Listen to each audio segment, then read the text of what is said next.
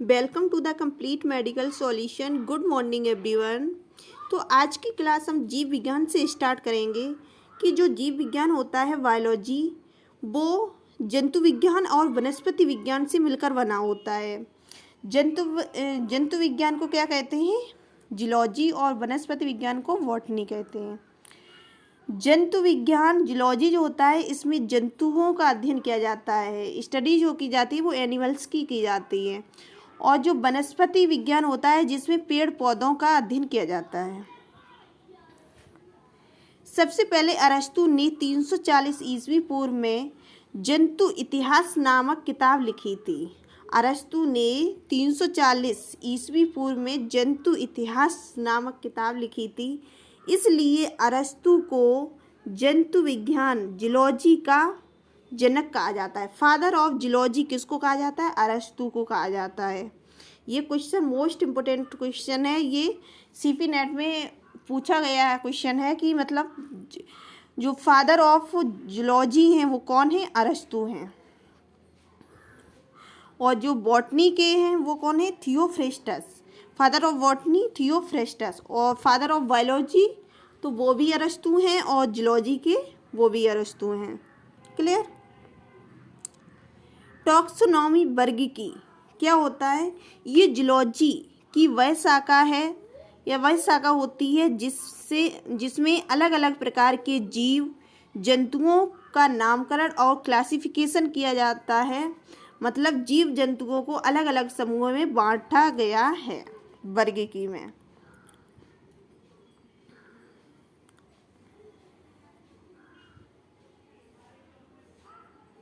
सत 1735 ईस्वी में कैरोलस लिनियस ने अपनी पुस्तक में सिस्टेमा नेचुरी में 4000 से ज़्यादा जीवों का वर्गीकरण क्लासिफिकेशन किया, और इन्हें ही फादर ऑफ मॉडर्न टैक्सोनॉमी कहा जाता है। तो फादर ऑफ मॉडर्न टैक्सोनॉमी किसको कहा जाता है? कैरोलस लिनियस को कहा जाता है। इन्होंने क्या किया था? कैरोलस लिनियस ने अपनी जो बुक लिखी थी सिस्टेमा नेचुरी, जिसमें 4000 से भी ज़्यादा वर्गीकरण 4000 से भी ज़्यादा जीवों का वर्गीकरण किया था, और उनको ही क्या कहा जाता है? फादर ऑफ मॉडर्न टैक्सोनॉमी कहा जाता है। प्राणी दो प्रकार के होते हैं। प्राणी जो होते हैं वो दो प्रकार के होते हैं। एक कोशिकी प्राणी होते हैं जिसको यूनिसेलुलर कहते हैं। बहुकोशिकीय प्राणी होते हैं जिसको क्या कहते हैं? मल्टी सेलुलर कहते हैं। यूनिसेलुलर क्या होता है? एक कोशिकीय प्राणी। ये वो जीव होते हैं जो एक कोशिका से बने होते हैं। एक कोशिका का मतलब होता है जो आकार में और संरचना में, उत्पत्ति में सेम होती हैं, सेम एक जैसी होती हैं। तो इनको क्या कहा जाता है कि एक कोशिकीय प्राणी होते हैं जी। सभी एक कोशिकीय प्राणियों को एक समूह प्रोटोजोआ संघ में रखा गया है जी। तो प्रोटोजोआ संघ में क्या होता है कि एक कोशिकीय प्राणियों को रखा गया है। बहुकोशिकीय प्राणी मल्टी सेलुलर क्या होते हैं? मल्टीपल सेल्स से मिलकर बने होते हैं। मल्टी सेलुलर ऑर्गेनिज्म जो होते हैं वो मल्टी सेल्स से मिलकर बने होते हैं। सभी बहुकोशिकीय प्राणियों को 9 संघ समूह में रखा गया है, जैसे Porifera, Coelenterata, Annelida, Arthropoda, Mollusca, Chordata. तो सबसे पहले हम प्रोटोजोआ संघ को पढ़ते हैं, जिसमें एक कोशिकीय प्राणी आते हैं। तो प्रोटोजोआ शब्द का प्रयोग सबसे पहले गोल्डफस ने किया था। तो प्रोटोजोआ शब्द का सबसे पहले प्रयोग किसने किया था? गोल्डफस ने किया था। प्रोटोजोआ सबसे साधारण और एक कोशिकीय यूनिसेलुलर जंतु होते हैं। बहुत ही सूक्ष्म जीव होते हैं। इस संघ के जंतुओं को शरीर में कोई ऊतक, टिश्यू या ऑर्गन नहीं होता है।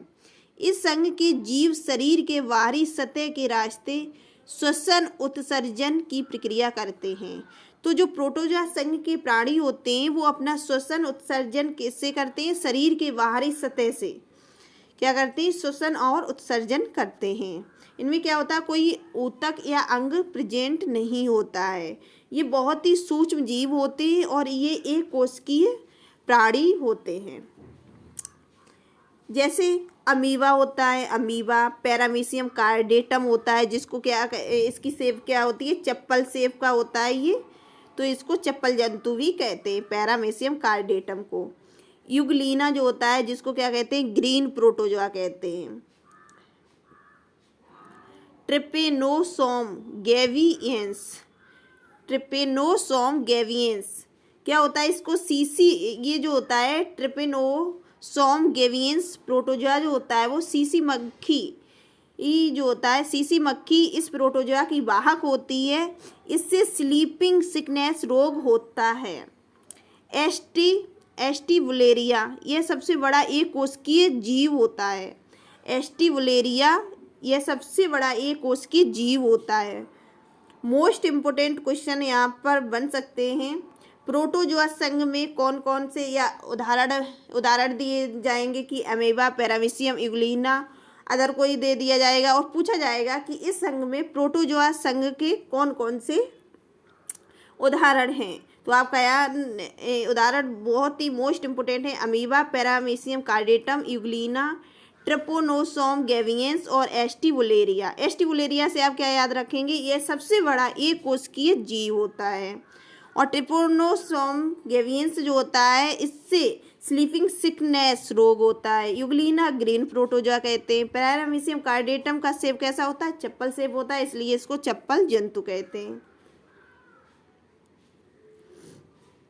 नेक्स्ट इसमें क्या पढ़ेंगे, उभयचर वर्ग, सरीसृप वर्ग। उभयचर वर्ग एम्फीबिया, इस वर्ग के सदस्य जल और स्थल दोनों पर पाए जाते हैं। जो उभयचर वर्ग में क्या होता है, जो भी सदस्य होते हैं वो जल और स्थल दोनों पर पाए जाते हैं, इसलिए इसका नाम एम्फीबिया या उभयचर दिया गया है। इनके शरीर पर स्केल, सल्क, वाल, पंख नहीं होते हैं, पर इनकी त्वचा काफ़ी चिकनी होती है। इस वर्ग में आने वाले जीव त्वचा से सांस लेते हैं, स्किन से सांस लेते हैं। जैसे मेढक होता है हायला, तो ये किसके थ्रू सांस लेते हैं, अपनी स्किन के थ्रू सांस लेते हैं। नेक्स्ट है सरीसृप वर्ग, रेप्टिलिया क्लास। यह सामान्यतः स्थलवासी होते हैं। इस वर्ग के कुछ जंतु जलवासी भी होते हैं। ये सभी जंतु जो होते हैं वो अनियत तापी, कोल्ड ब्लडेड होते हैं। सरीसृप वर्ग में जो जंतु होते हैं वो कैसे होते हैं, कोल्ड ब्लडेड होते हैं, कोल्ड ब्लडेड। जैसे कछुआ, घरेलू छिपकली, अजगर, मगरमच्छ, एलिगेटर, डैक्रो। नोट, डैक्रो को उड़ने वाली छिपकली, फ्लाइंग लिजार्ड भी कहा जाता है। क्वेश्चन बनता है कि डैक्रो को और क्या कहा जाता है, तो आप कहेंगे उड़ने वाली छिपकली के नाम से भी जाना जाता है। नेक्स्ट है पक्षी वर्ग, क्लास एफ्स। इस वर्ग के अंतर्गत हवा में उड़ने के साथ साथ जमीन पर तेजी से चलने वाले पक्षी प्राणी आते हैं। इस वर्ग के जंतु नियततापी, वार्म ब्लडेड होते हैं। इनका शरीर 3 भागों में विभाजित होता है, सिर, गर्दन, धड़। आप साथ साथ में नोट्स भी बनाते जाएं, जिससे आप रिवीजन जब करेंगे तो आराम से आप कर सकते हैं। बहुत ही मोस्ट इम्पोर्टेंट चैप्टर है ये हमारा। ऑस्ट्रिच, इम्पोर्टेंट पॉइंट इसमें आपको क्या याद रखना है कि ऑस्ट्रिच एक दौड़ने वाला बहुत बड़ा पक्षी है जिसे शुतुरमुर्ग के नाम से जाना जाता है। कीवी भी एक दौड़ने वाला पक्षी है जो न्यूजीलैंड में पाया जाता है। इसका वैज्ञानिक नाम एप्टेरिकस है। शुतुरमुर्ग पृथ्वी पर सबसे बड़ा जीवित पक्षी है। शुतुरमुर्ग पृथ्वी पर सबसे बड़ा जीवित पक्षी है, जबकि हॉमिंग बर्ड, जिसको क्या कहते हैं, गुंजन पक्षी, सबसे छोटा पक्षी होता है। सबसे बड़ा पक्षी, बड़ा जीवित पक्षी कौन होता है, शुतुरमुर्ग। सबसे छोटा पक्षी कौन होता है, हॉमिंग बर्ड, जिसको क्या कहते हैं, गुंजन पक्षी भी कहते हैं। गुंजन पक्षी एकमात्र ऐसा पक्षी है जो पीछे की ओर उड़ता है। गुंजन पक्षी हॉमिंग बर्ड जो होता है वो पीछे की तरफ उड़ता है।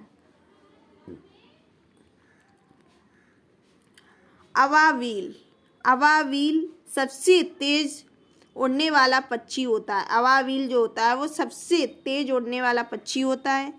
सभी पक्षियों में सबसे बड़ा अंडा शुतुरमुर्ग का होता है। सबसे छोटा अंडा किसका होता है? हॉमिंग बर्ड का होता है।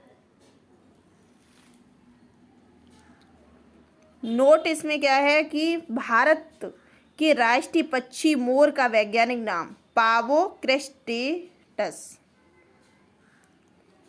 नेक्स्ट, स्तनधारी वर्ग। स्तनधारी वर्ग में क्या आता है? मेमलिया। इस वर्ग के सभी प्राणी अधिक विकसित व समतापी होते हैं। स्तनधारी वर्ग को 3 उपवर्ग सब क्लास में बांटा गया है। Prototheria, Metatheria, Eutheria. Prototheria, Metatheria, Eutheria. Prototheria क्या होते हैं? यह स्तनधारी अंडे देने वाले होते हैं। प्रोटोथीरिया जो होते हैं वो अंडे देने वाले स्तनधारी होते हैं, जैसे एकिडना मोनोट्रिम। मेटाथीरिया क्या होता है? यह जंतु ना तो अंडे देते हैं और न ही पूर्ण विकसित बच्चे को जन्म देते हैं, मतलब यह अपरिपक्व बच्चों को जन्म देते हैं, जैसे कंगारू मेटाथीरिया में आता है। Next, Eutheria. यह सभी जंतु पूर्ण विकसित बच्चों को जन्म देते हैं, जैसे चूहा, खरगोश, कुत्ता, बाघ, लोमड़ी, ब्लू व्हेल, भारती हाथी, मनुष्य, चमगादड़, डॉल्फिन, कपी, समुद्री गाय, समुद्री सिंह। ब्लू व्हेल सबसे बड़ा स्तनधारी प्राणी है और इस जो स्मॉल माउस जिसको स्क्रू जो होता है वो सबसे छोटा स्तनधारी प्राणी होता है। इम्पोर्टेंट पॉइंट इसमें क्या बनते हैं? पक्षी वर्ग और स्तनधारी वर्ग दोनों वर्ग समतापी वार्म ब्लडेड वाले जंतु होते हैं, मतलब जिनका शरीर का ताप वातावरण के ताप से प्रभावित नहीं होता है। व्हेल में सबसे विशालतम दांत जो होते हैं वो वाली जो व्हेल होती है, व्हेल में सबसे विशालतम दांत किस में होते हैं? स्पर्म व्हेल में होते हैं। डॉल्फिन से क्या क्वेश्चन बनता है? यह एक जलीय जंतु होता है जो मेमलिया में आता है। बहुत ही बुद्धिमान जीव होता है। गंगा नदी में पाई जाने वाली डॉल्फिन को राष्ट्रीय जलीय जीव घोषित किया गया है। नेक्स्ट, बंदर के 2 वर्ग होते हैं। जो बंदर होता है उसके 2 वर्ग होते हैं, कपिवर्ग, बानर वर्ग। कपिवर्ग जो होता है वो हिन कपि, महाकपि। 2 भागों में कपिवर्ग बटा होता है, हिन कपि होता है, महाकपि होता है। हिन कपि जो होता है वो छोटे आकार के कपि होते हैं, जैसे गिब्बन। महाकपि बड़े आकार के मानव नुमा कपि होते हैं, जैसे चिंपैंजी होता है, गोरिल्ला होता है। और सेकंड जो था वो वानर वर्ग था, लंगूर, जिसमें कौन आता है? लंगूर आता है। बबून जो होता है, बबून ये विश्व का सबसे बड़ा बंदर होता है, बबून। चमगादड़ यह मेमलिया में आता है और ऐसा जीव है जो पराश्रव्य ध्वनि को सुन सकता है। तो आज की क्लास में आप लोगों ने मोलस्का, यानी कि नेक्स्ट क्लास जो होगी उसमें आप क्या पढ़ेंगे? मोलस्का। सेकंड जो संघ आएगा वो मोलस्का आएगा। आज फर्स्ट जो संघ था वो हमारा प्रोटोजुआ संघ था, जिसमें एक कोष के जीवों का अध्ययन किया गया था। तो होप सो आप सभी लोगों को क्लास कैसी लगी है कमेंट बॉक्स में ज़रूर बताएं। Thank you so much.